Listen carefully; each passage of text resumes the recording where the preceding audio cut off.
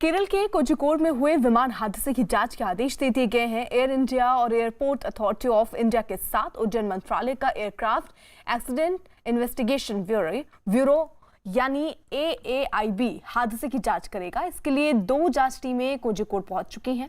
Runway पर landing के दौरान विमान के फिसलने से 18 लोगों की मौत हुई है, जबकि ज्यादातर लोगों को चोटें आई हैं। वंदे भारत अभियान के तहत ये विमान दुबई से लौटा था। विमान में 190 लोग सवार थे। विमान में 10 छोटे बच्चों समेत 184 यात्री, 4 केबिन मेंबर, पायलट और को पायलट शामिल थे। जान गंवाने वालों में पायलट और को पायलट दोनों शामिल हैं। राहत बचाव का काम पूरा हो चुका है और घायलों को अस्पताल में भर्ती कराया जा चुका है। पीएम मोदी ने केरल के सीएम से फोन पर बात की और विदेश राज्य मंत्री वी मुरलीधरन को मौके पर जाने को कहा है। देर रात ही रवाना होने के बाद मुरलीधरन घटनास्थल पर फिलहाल पहुंच चुके हैं। कोझिकोड एयरपोर्ट में जो दुर्घटना हुआ है कल, उसमें 19 लोगों को मृत्यु हो चुका है। इसमें से 2 पायलट है और एक माँ और 1 साल की एक बच्चा भी है। इसी दुर्घटना को DGCA ने इसको इन्वेस्टिगेट करेगा। अभी यूनियन मिनिस्टर मुरलीधरन करीपुर पहुंच चुका है। चीफ मिनिस्टर पिनराई विजयन भी इधर आने वाले हैं। अभी 13 अस्पताल में, बाकी लोग जो इस दुर्घटना में उसका इंजर्ड हो गया है, वो 13 अस्पताल में अभी ट्रीटमेंट में है। इसमें 15 लोग का जो इंजरीज थोड़ा सा सीरियस है। बाकी 123 ट्रैवलर्स उसका माइनर इंजरीज है। डिस्ट्रिक्ट एडमिनिस्ट्रेशन वगैरह उनका ये एक्सपेक्टेशन है कि कैजुअलिटीज़ और इंक्रीज नहीं करेगा। और आज इस तरह का इन्वेस्टिगेशन होगा कि ये दुर्घटना कैसा हो गया, और इसके लिए जो DGCA का जो एक्सपर्ट्स है वो इस एयरक्राफ्ट वगैरह को इंस्पेक्ट करेगा। इसमें से एक बात यह है कि जो मौसम बहुत ख़राब दे, इसलिए विजिबिलिटी बहुत कम दे। इसके वजह से जो पायलट बहुत एक्सपीरियंस्ड पायलट दे, जो पहले एयरफोर्स का पायलट भी थे, दीपक साथ है, वो उनकी विजिबिलिटी कम हो गया। फिर उन्होंने ये ऑटोमेटिक ब्रेकिंग के लिए भी कोशिश की। इसलिए इधर का एक्सपर्ट्स का कहना है कि जो इतना एक्सपीरियंस्ड पायलट है दीपक साथ है, इसलिए दुर्घटना में कैजुअलिटी का नंबर कम हो गया है। वंदे भारत की उड़ान थी जो दुबई से आ रही थी। पैसेंजर मैनिफेस्ट के अनुसार 190 इसमें पैसेंजर्स थे और ये 7:41 पे फ्लाइट लैंड हुई है। क्योंकि वेदर कंडीशन जो है मानसून के कारण अनफेवरेबल थे, जो लगता है कि पायलट ने इस फ्लाइट को, क्योंकि ये टेबल टॉप एयरपोर्ट है, रनवे के आखिर तक रोकने की कोशिश की, पर वो स्लिपरी कंडीशंस के कारण ये मिसअप हुआ और 35 फीट की वहाँ ड्रॉप है। इसलिए पर तुरंत जो रेस्क्यू लोग हैं, हमारे फायर ब्रिगेड, एम्बुलेंसेस बहुत ही जल्दी वहाँ पहुँच गए। लोगों का भी सहयोग रहा है और एक तरीके से, वैसे मैंने कहा, एक भी मृत्यु ऐसी दुर्घटना में हो जाए तो वो बहुत ही अनफॉर्चुनेट होती है, पर शुक्र है कि वो हवाई जहाज को आग नहीं लगी, because our task would have been much more difficult if the plane had caught fire. बाकी मैं अभी खुद जा रहा हूँ। ऐसी सिचुएशन में हमेशा ये ठीक समझा जाता है कि जो इन्वेस्टिगेशन के लोग होते हैं उनको पहले काम करने देना चाहिए। इसलिए हमारी जो 2 टीम्स है, एक 2 बजे सुबह, एक 5 बजे निकल पड़ी है।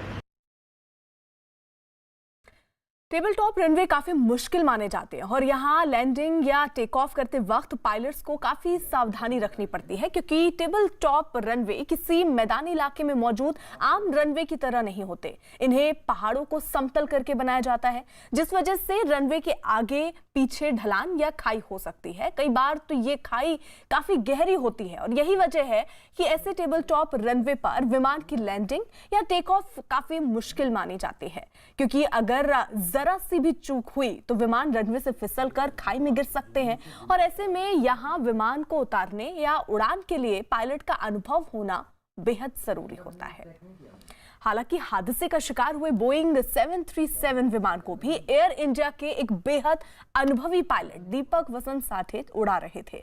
विंग कमांडर साठे इस पहले इंडियन एयरफोर्स फाइटर पायलट थे और वायुसेना ने उन्हें उनकी काबिलियत के लिए स्वॉर्ड ऑफ ऑनर सम्मान से भी नवाजा था। इसके अलावा वो HAL यानी हिंदुस्तान एरोनॉटिक्स लिमिटेड के टेस्ट पायलट भी थे। बेहद अनुभवी साठे बोइंग 737 से पहले वो एयरबस 310 भी उड़ा चुके थे।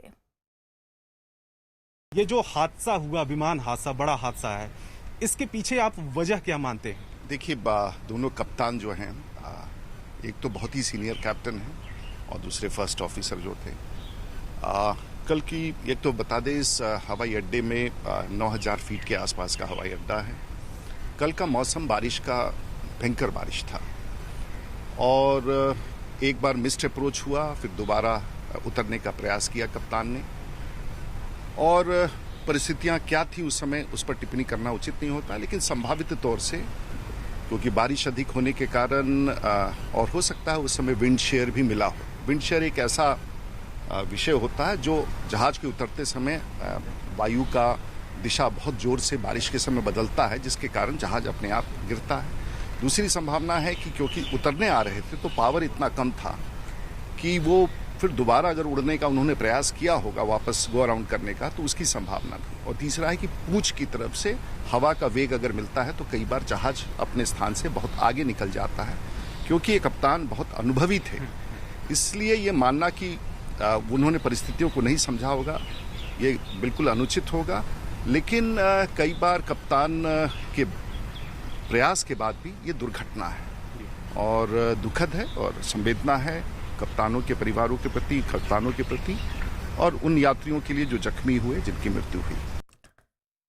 तो हालांकि जांच के आदेश दे दिए गए हैं। दुबई से कोझिकोड आ रहा था ये विमान। लैंडिंग के दौरान कोझिकोड में भारी बारिश हो रही थी बताया जा रहा है और उसी बीच एयरपोर्ट के रनवे पर बहुत फिसलन थी। खराब मौसम की वजह से 2 बार हालांकि लैंडिंग भी जो है वो टाली गई। तीसरी बार में रनवे नंबर 10 पर यह विमान उतरा। विमान फिसलते हुए रनवे से आगे निकल गया और तेज रफ्तार की वजह से विमान नीचे खाई में जा गिरा। देश के कई इलाके इन दिनों बाढ़ से जूझ रहे हैं। कहीं बारिश का पानी नहीं निकला तो कहीं बांध से छूटे पानी ने तबाही मचा दी। बारिश से बर्बादी की कुछ तस्वीरें टीवी स्क्रीन पर हैं। महाराष्ट्र के कोल्हापुर में पंचगंगा नदी का पानी खतरे के निशान के ऊपर आ रहा है। उत्तर प्रदेश के गोंडा में सरयू और घाघरा नदी में आई बाढ़ की वजह से तटबंध टूट गया। तो कर्नाटक के बेलगावी और केरल के एर्नाकुलम में भी बारिश की मार बाढ़ बनकर गांवों पर टूट पड़ी। बिहार के मुजफ्फरपुर, गुजरात के जूनागढ़ और कर्नाटक के कोडगू में भी बाढ़ के हालात काबू में नहीं आ रहे हैं। तो ये तस्वीरें जरा देखिए, हिंदुस्तान के अलग अलग जगहों की तस्वीरें हैं, लेकिन कमोबेश एक जैसी ही ये तस्वीरें आपको नजर आएंगी क्योंकि ये जगह जो हैं वो बाढ़ से बेहाल हो गए हैं। ऐसे में चाहे यूपी हो, कर्नाटक हो, केरल हो, बिहार हो, गुजरात हो, कर्नाटक हो, ये सारी जगहों पर दरअसल बारिश हो रही है। कई नदियां उफान पर हैं जिसकी वजह से हालात दिन ब दिन बिगड़ते जा रहे हैं। कई जगहों पर निचले इलाके जो है वो पानी में पूरी तरीके से डूब चुके हैं। कई जगहों पर अब रिहायशी इलाकों तक पानी पहुंच चुका है, लोगों के घरों में पहुंच चुका है, जिसकी वजह से अब लोगों को भी जो टीमें वहां पर तैनात की गई हैं वो निकालकर सुरक्षित स्थानों तक पहुंचा रही हैं। क्योंकि दिक्कत इस वक्त ये है कि बारिश जो है वो थम नहीं रही, जिसकी वजह से पानी जो है वो निकल नहीं पा रहा है और पानी का जो स्तर है वो दिन ब दिन बढ़ता जा रहा है। वहीं केरल के एर्नाकुलम में भारी बारिश के बीच आए हाईटाइड की वजह से समंदर का पानी गांवों में घुस गया। हालांकि प्रशासन और गांव वालों ने समंदर के पानी को गांव में घुसने से रोकने के लिए गांव की सीमा पर रेत और मिट्टी से भरी बोरियों की दीवार खड़ी की थी, लेकिन समंदर की लहरों के तेज बहाव में ये दीवार ढह गई और समंदर का पानी गांवों में घुस गया। निचले इलाकों में बने कई घरों में भी समंदर का पानी पहुंच गया। तो ये तस्वीरें जरा आप देखिए, पानी का रफ्तार देखकर आप अंदाजा लगा सकते हैं कि इसके रास्ते में जो कुछ आ रहा होगा, ये पानी जो है वो अपने साथ उसको बहाकर ले जा रही होगी। भारी बारिश की वजह से समंदर की लहरें जो है वो इलाके में कोहराम मचा रही हैं। हालांकि गांव के जो लोग हैं उन्होंने एहतियाती बोरियों के माध्यम से एक दीवार खड़ी की थी ताकि जो पानी है उसे गांव तक पहुंचने से रोका जा सके, लेकिन लहरों ने उन्हें भी अपने आगोश में ले लिया। वहीं केरल के वायनाड में बारिश और बाढ़ के बीच एनडीआरएफ के जवान पानी में फंसे लोगों को बचाने में जुटे हैं। वायनाड में एक पुल टूटने की वजह से कुछ लोग फंस गए। इसके बाद एनडीआरएफ के जवानों ने मोर्चा संभाला है और रस्सी का एक जाल का झूला बनाकर लोगों को नदी पार कराने की कोशिश शुरू कर दी। इसके बाद लोग एक एक कर पहाड़ी नाले को पार कराते नजर आए और धीरे धीरे एक एक लोग को वहां से बाहर निकाला गया है। और उत्तराखंड के चमोली में अचानक पहाड़ खिसकने से मलबा सड़क पर आ गिरा। यह हादसा बद्रीनाथ हाईवे पर हुआ। पहले पहाड़ के ऊपर से कुछ पत्थर गिरने शुरू हुए और जब तक लोगों को कुछ समझ में आता तब तक तेजी से पत्थर नीचे गिरने शुरू हो गए। गनीमत ये रही कि हादसे के समय उस रास्ते से कोई गाड़ी नहीं गुजर रही थी, लेकिन पहाड़ से मलबा गिरने की वजह से सड़क पर गाड़ियों की आवाजाही ठप हो गई। उत्तर प्रदेश के गोंडा में सरयू और घाघरा नदियों में आई बाढ़ तबाही मचा रही है। तमाम तैयारियों के बाद भी नदियों के तटबंध बाढ़ के पानी को रोक नहीं पाए और बाढ़ का पानी बांध तोड़कर गांवों में घुस गया। हालांकि लंबे समय से सरकारी अफसर बाढ़ से निपटने की तैयारियों का दावा कर रहे थे, लेकिन बाढ़ के तेज बहाव में 50 मीटर तक तटबंध जो है वो टूट गए और अब घाघरा के पानी ने खेतों की जमीन को भी काटना शुरू कर दिया। घाघरा का पानी खतरे के निशान से 45 सेंटीमीटर ऊपर बह रहा है और बाढ़ की मार से बचने के लिए लोग घर छोड़कर जाने को मजबूर हो रहे हैं। वहीं कर्नाटक के कोडगु में बाढ़ की वजह से हालात काफी बिगड़ गए। वहां सड़कें कमर तक पानी में डूब चुकी हैं और लोगों के लिए आना जाना भी मुश्किल हो गया है। भारी बारिश के बाद बाढ़ का पानी इतनी तेजी से बढ़ा है कि वो जो कॉफी के यहाँ बागान हैं उन पर भी पानी पहुंच चुका है। मौसम विभाग ने आशंका जताई है कि अगले 11 अगस्त तक अभी और बारिश हो सकती है। राज्य के कई इलाकों में ऑरेंज और रेड अलर्ट जारी किया गया है। वहीं बिहार के मुजफ्फरपुर में बाढ़ का कहर जारी है। मुजफ्फरपुर में बहने वाली बूढ़ी गंडक और बया नदियों का जलस्तर तेजी से बढ़ रहा है। बूढ़ी गंडक से जुड़े तिरहुत नहर का बांध जो है वो टूटने के बाद पानी पंचायतों में फैल चुका है। मुजफ्फरपुर में बाढ़ की वजह से कई गांव पूरी तरह से डूब गए और हजारों लोग बेघर हो गए हैं। वहीं बिहार के समस्तीपुर में बागमती नदी ने हाहाकार मचा रखा है। बारिश के साथ बाढ़ की मार से कई गांव पूरी तरह से डूब चुके हैं। पानी के तेज बहाव में कई मकानों को नुकसान पहुंचा है। हालांकि पिछले 24 घंटों से बारिश में कुछ कमी आई, लेकिन बाढ़ पर कोई असर नहीं पड़ा और कई जगहों पर बांध जो है वो तोड़कर निकला पानी सड़कों के ऊपर भी तेजी से बह रहा है। पिछले कुछ दिनों में बागमती नदी में इतनी तेजी से पानी बढ़ा कि कई लोग अपने घर छोड़कर सुरक्षित जगहों पर चले गए, लेकिन लोगों को अभी भी प्रशासन से राहत मिलने का इंतजार है। बागमती नदी का जीरो मार्च बांध के बगल से पानी ओवरफ्लो होकर के बह रही है। ऐसा लग रहा है बागमती नदी का जो मुख्य धारा है वही यहाँ पर है, जिसके कारण आप देख सकते सामने में जो मकान था, नया मकान का निर्माण हुआ था, वह मकान ध्वस्त हो गया है इस पानी के तेज प्रवाह के कारण। और ये रामपारन गांव है और बीच गांव से इस तरह का प्रवाह हो रहा है और गांव को इस बागमती नदी के जलधारा ने 2 भाग में बांट के रख दिया है और काफी लोगों को परेशानी हो रही है। और बड़ी खबर आ रही है सुशांत केस में। सूत्रों के मुताबिक ईडी सोमवार को रिया चक्रवर्ती के भाई शोविक चक्रवर्ती और उनके पिता इंद्रजीत चक्रवर्ती से पूछताछ कर सकती है। एक दिन पहले भी ईडी ने रिया के भाई शोविक से पूछताछ की थी और उनसे उन संपत्तियों के दस्तावेज तलब किए थे जिनका जिक्र रिया ने पूछताछ के दौरान किया। ईडी ने रिया से सुशांत मामले में करीब 9 घंटे की पूछताछ की, तो जिसके बाद अब जानकारी मिल रही है कि ईडी जो है वो सोमवार को रिया चक्रवर्ती के भाई शोविक चक्रवर्ती और उनके पिता इंद्रजीत चक्रवर्ती से पूछताछ कर सकती है। हालांकि इससे पहले शोविक से पूछताछ हुई, रिया से पूछताछ हुई, संपत्तियों के दस्तावेज तलब किए गए थे, उनका जिक्र रिया ने पूछताछ के दौरान किया। ईडी ने रिया से सुशांत मामले में करीब 9 घंटे की पूछताछ की थी।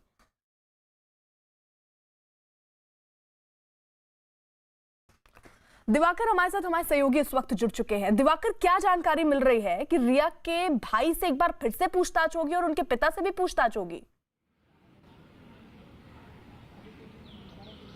बिल्कुल अर्पिता, जिस तरह से सूत्रों के हवाले से खबर आ रही, जो ईडी के सूत्र हैं वो ये बता रहे हैं कि सोमवार को जो है रिया चक्रवर्ती के पिता इंद्रजीत चक्रवर्ती, जो कि हालांकि कल भी मौजूद थे लेकिन ईडी ने उनसे पूछताछ नहीं की थी, लेकिन अब ईडी उनसे पूछताछ करने की तैयारी में है और जानकारी जो मिल रही है उसके मुताबिक उन्हें समन किया जा चुका है ईडी की तरफ से। और दूसरी महत्वपूर्ण चीज है कि शोभिक चक्रवर्ती से जो है कल पूछताछ ईडी ने की थी, लेकिन अब ईडी उनसे दोबारा पूछताछ करना चाहती है और इसीलिए सोमवार को उन्हें भी अपने पिता के साथ बुलाया गया है कि आप ईडी दफ्तर आइए 11 बजे के आसपास और यहां से आपसे पूछताछ होगी। लेकिन महत्वपूर्ण चीज ये है क्योंकि सिद्धार्थ पिठानी से आज जो है ईडी पूछताछ करने वाली है और जानकारी मिल रही है कि थोड़ी देर में वो ईडी दफ्तर पहुंचेंगे और फिर ईडी उनसे पूछताछ करेगी। सिद्धार्थ पिठानी वही शख्स हैं जो सुशांत के घर में रहते थे और जिस दिन सुशांत ने सुसाइड किया था उस वक्त भी वो घर में मौजूद थे। तो ईडी उनसे भी तमाम जानकारी लेना चाहती है कि आखिर घर में क्या चल रहा था, किस तरह के माहौल था घर में, कितने खर्चे कौन कर रहा था और घर का खर्च कौन चला रहा था। ये तमाम जो चीजें हैं वो ईडी पूछताछ करना चाहती है। और महत्वपूर्ण चीज, क्या उनको ट्रांजैक्शन के बारे में क्या जानकारी है, जो 15 करोड़ के मामले को लेकर ईडी जांच कर रही है उसमें अब सिद्धार्थ पिठानी से पूछताछ होगी। और आज की पूछताछ के बाद सोमवार को फिर जो है इंद्रजीत चक्रवर्ती और शोभिक चक्रवर्ती, इन दोनों से पूछताछ की जाएगी क्योंकि ईडी परत दर परत जो है वो पूछताछ कर रही है। और ईडी यही वजह है कि वो जान लेना चाहती है क्योंकि ये तमाम जो लोग हैं ये सुशांत की लाइफ में थे, इन्वॉल्व थे और कहीं ना कहीं जिस तरह से कल जो है रिया चक्रवर्ती से करीब 9 घंटे तक पूछताछ हुई है। हालांकि जो जानकारी निकल के सामने आई कि रिया जो है ज्यादातर सवालों के जवाब दे नहीं पा रही थी और वो ये साफ तौर पर कह रही थी कि आप नजर बनाए रखिए, कोई अपडेट होगा तो भी हम आपकी तरफ रुख करेंगे। इसी बीच जिस तरीके से आप भी जानकारी दे रहे हैं, सुशांत केस में पैसों के लेन देन के मामले में ईडी ने जांच तेज कर दी है। सुशांत केस में आज ईडी सुशांत के दोस्त सिद्धार्थ पिठानी से पूछताछ करेगा। सिद्धार्थ पिठानी 14 जून के सुशांत की मौत वाले दिन उनके फ्लैट पर मौजूद थे और उन्होंने ही सुशांत की मौत की खबर उनके परिवार वालों को दी थी। सुशांत सिंह राजपूत आत्महत्या मामले में आज ईडी उनके दोस्त और रिया के भी करीबी माने जाने वाले सिद्धार्थ पिठानी से पूछताछ करेगी। इस मामले में 2 दिन पहले ईडी ने सिद्धार्थ पिठानी को समन जारी किया था और मुंबई के इसी दफ्तर में, जो कि बलाड स्टेट इलाके में ईडी का ये दफ्तर है, इसी दफ्तर में उन्हें बुलाया गया है। और जानकारी जो मिल रही है उसके मुताबिक अब से थोड़ी देर बाद सिद्धार्थ पिठानी यहां पर पहुंचेंगे और उसके बाद ईडी के जो अधिकारी हैं उनसे पूछताछ करेंगे। कल इसी दफ्तर में रिया चक्रवर्ती, उनके भाई शोभिक चक्रवर्ती, उनके पिता इंद्रजीत चक्रवर्ती से यहां पर ईडी ने पूछताछ की थी और इसके बाद आज सिद्धार्थ पिठानी से पूछताछ होगी। महत्वपूर्ण चीज ये है कि सिद्धार्थ पिठानी वही शख्स हैं जो कि सुशांत के दोस्त थे और उनके रिया से करीबी होने की भी जानकारी सामने आई थी। और इतना ही नहीं बल्कि सिद्धार्थ पिठानी वही शख्स थे जिस वक्त सुशांत सिंह राजपूत ने आत्महत्या की थी उस वक्त घर में मौजूद थे और साथ ही साथ उन्हें इस चीज की भी जानकारी है कि आखिर घर में चलता क्या था, रिया किस तरह से जो है घर को कंट्रोल करती थी और साथ ही साथ जो पैसे ट्रांसफर हो रहे थे वो पैसे खर्च कहाँ हो रहे थे, ये तमाम जानकारी लेने की कोशिश ईडी इस पूरे मामले में करेगी। सुशांत सिंह केस की गूंज भारत में ही नहीं बल्कि अमेरिका तक पहुंच चुकी है। सुशांत की बहन श्वेता सिंह कीर्ति ने अमेरिका के कैलिफोर्निया में लगी एक होर्डिंग की तस्वीर शेयर की जिनके जरिए सुशांत के फैंस ने उनको इंसाफ दिलाए जाने की मांग की। तो ये पोस्टर सुशांत की बहन ने ये तस्वीर शेयर की है, एक वीडियो उन्होंने साझा किया सोशल मीडिया पर जिसके माध्यम से उन्होंने बताया कि ये यानी सुशांत को इंसाफ दिलाने की मांग सिर्फ भारत में नहीं बल्कि अमेरिका में भी जो उनके फैंस हैं वो भी अब यही मांग कर रहे हैं कि सुशांत को इंसाफ मिलना चाहिए, जो भी सच्चाई है वो सबके सामने आनी चाहिए। फिलहाल इस पूरे केस में अब सीबीआई भी जांच करेगी, ईडी भी अपनी पकड़ मजबूत कर रही है। कल ही रिया चक्रवर्ती से 9 घंटे की पूछताछ हुई है और उसके साथ साथ अब जानकारी ये भी कि सोमवार को रिया के पिता और उनके भाई शोभिक से फिर से पूछताछ होगी।